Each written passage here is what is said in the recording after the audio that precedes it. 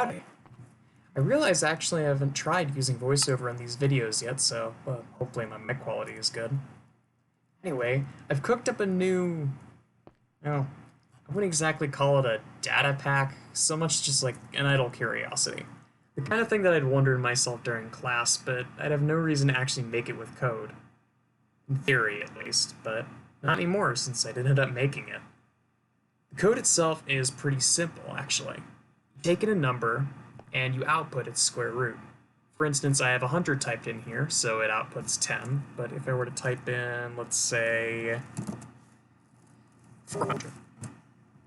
Square root of 400 is 20, that works. I do 9, square root of 9 is 3. I do, I don't know, 10,042. That is not right, I don't think. It's a large enough number that's probably the closest whole number to it. So that's its own issue, because scoreboards can only store values as whole numbers, and that's its own monster, but I'm not going to get into that. But at first glance, this doesn't seem too crazy, but let me tell you, it was a pain to make this actually work. See, Minecraft only has so many functions you can mess around with using scoreboards. If I do scoreboard players operation at s, let's just use like random thing. You have division, multiplication, addition, subtraction. Division, greater than, less than, equals to. Greater than or less than, I think, makes the larger of the... Greater than makes the larger of the two equal to the... I don't actually know how these two work, to be perfectly honest, but I've never had to use them, so... That explains that. And this doesn't make a whole lot of sense, but it swaps the values, which I guess might be useful in some circumstances. Notice, that's it. This is the entire list. Anything else you have to make from the ground up, and that includes square root. So, how the heck do you do that? There's a few options, and I guess this is my figurative whiteboard. Option 1, I'm going to call a Taylor series. This is also known as the Maclaurin series, but a Maclaurin series is a Taylor series centered at 0. So what a Taylor series is suppose you have a function. I'm just going to say the function is the square root of x. What the hell was that sound? Either I'm going crazy or something just banged super loud behind me. But a Taylor series, basically, if you take the value of a function at 0, plus the slope of that function at 0 times a constant, plus the acceleration of the function at 0 times a constant, plus the slope of the acceleration, yada yada yada, on and on like that forever, you would perfectly approximate a function with more complex behavior, like square root x. Now, we don't have to go infinite. The function is actually very efficient, and only a few terms would approximate it pretty well. So just like, I don't know, x plus 2x squared. I don't have a square function here, so I'm gonna have to do this in a really hokey way. That's over 2. X cubed over 6 plus x fourth over 24. Blah, blah, blah, like that.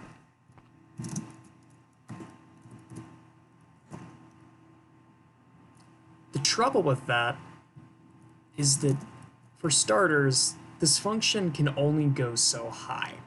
Something to note about scoreboards as well is that because this game is in Java, it's stored as an integer.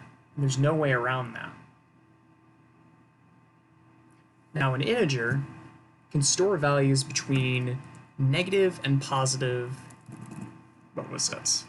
4,294, this number right here. Between negative that and positive that. If you try and store anything larger or anything smaller, it'll wrap around. You'll basically take the modulus of it. So that's out of the picture. In fact, I messed up a little bit there. It doesn't even go to 4 billion. It only goes to, I don't know. It's like something like that. Negative to positive. Positive.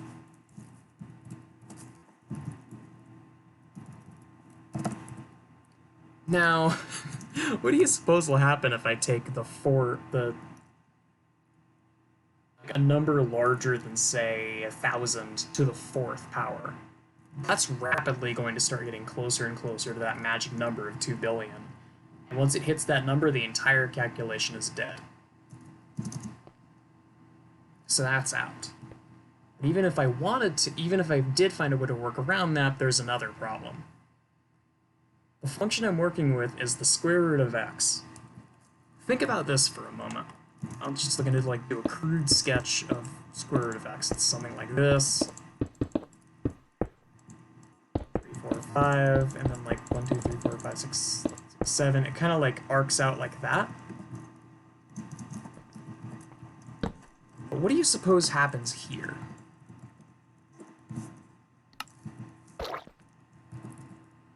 At x equals 0. What is the slope at this exact moment? Because there are no negatives this way.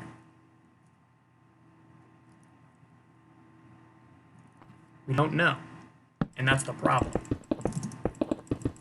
There's no way to tell what the slope of the square root of x is at x equals 0. We can make an approximation, but I'm pretty sure that approximation is negative infinity. It will just go down, and as you approach 0, it'll just get larger, or you'll the slope of the square root will just get larger and larger and larger in the negative direction. So that's dead. There's no way we can use that. So, what else do we do? We can hang our head in our hands and cry, which I did for quite a bit, but there's actually another option. Oops. Scroll my script over here because I'm very professional. So that's out. But what else can we use?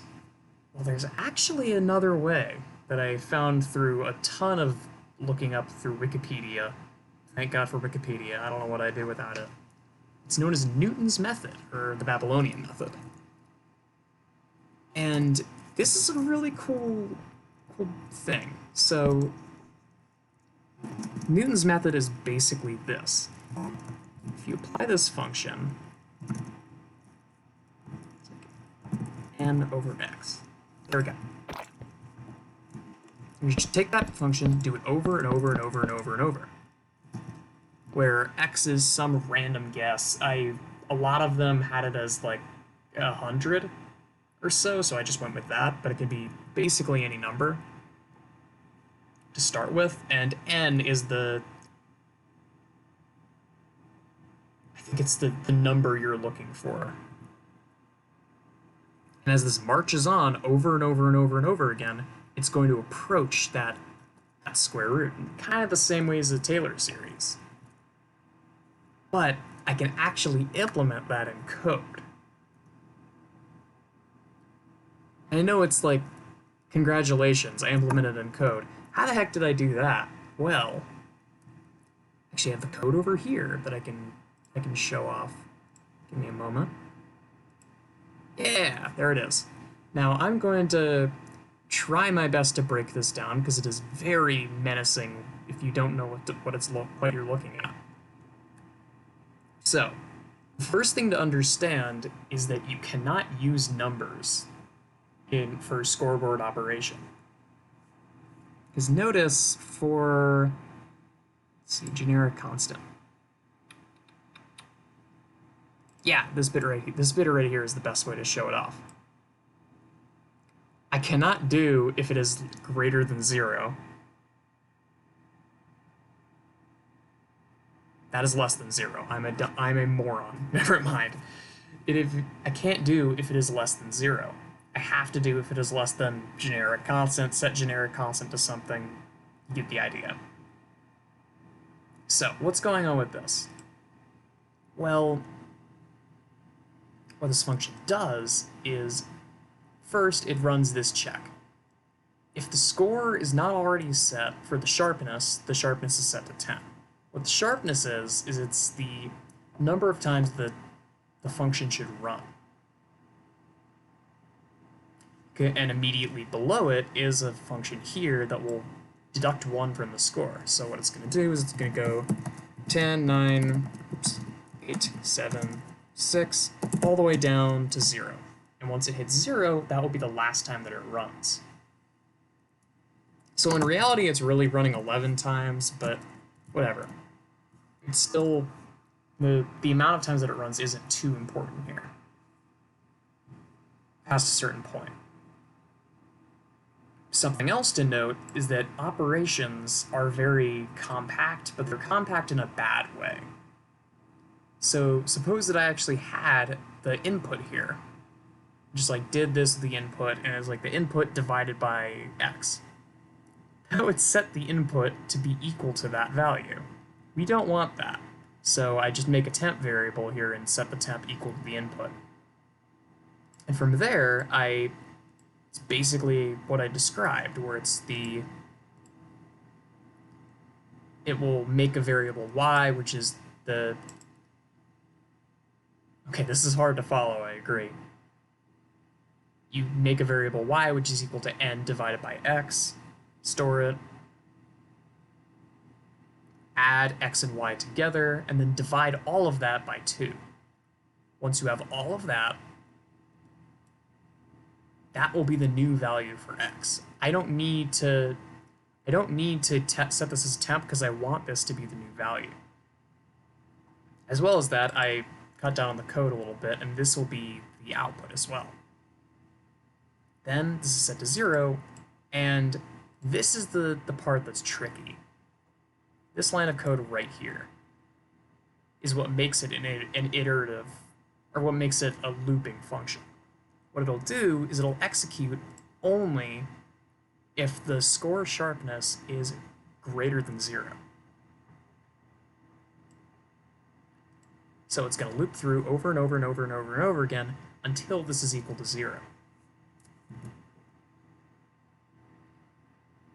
An interesting thing is I could technically make this value any number that I want, but I've noticed that for most situations it's roughly like 8 or 10 is the right amount. But something else that I can do is let me tab back over to Minecraft real quick. If I were to run this with myself, it is function datalin _root. It runs 131 commands, so in the language of these commands, it will have looped through probably like 11. It's running 11 commands 11 times, if I understand correctly.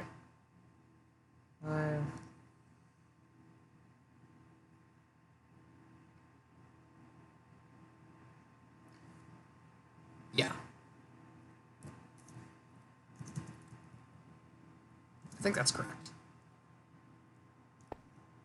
But an application of this is actually, suppose that I wanted to use this with a motion value. And if I have an arrow. The arrow travels at a certain motion. And this is actually what I was trying to do. I gave up on it for the time being because it is way harder than it looks. But what I was trying to do is make it so that it would store the motion values, plug it into a function to get what's known as the magnitude. Basically, it's the velocity. How fast is the arrow moving?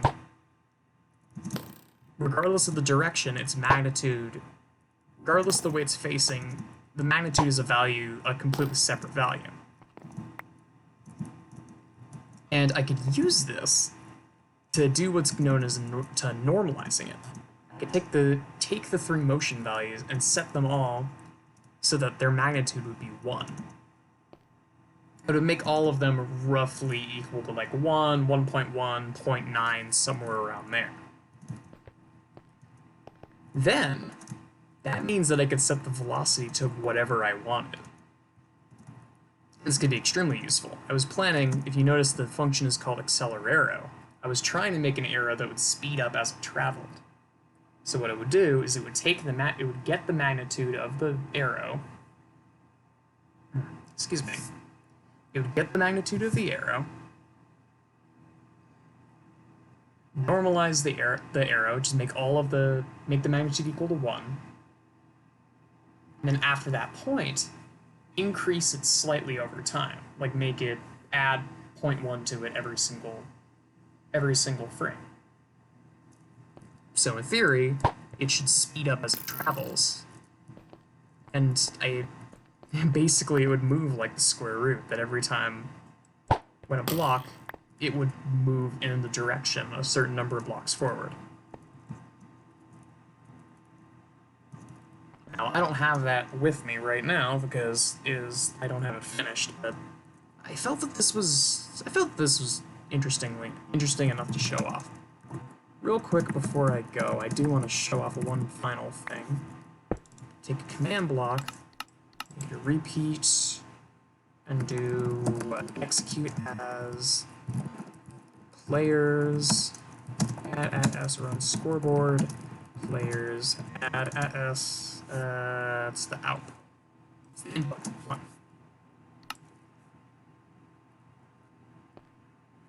And then let's set the value back down to 1. It's actually adding 1 every frame, so it's slowly ticking up, slowly. It's gonna get slower and slower and slower. I'd reckon it's around 200 right now, 250. But, I mean, yeah. Again, there's not really a point to this. It's really just for the heck of it. But for what it's worth, it was a lot of fun. Hopefully y'all learned a lot from this. And I'll leave a link to the square root function down in the description for those of you that are interested in taking a look at it. Even if it's only like 11 lines of code, but yeah, why not? Either way, thanks a lot for tuning in. Have a good day, y'all.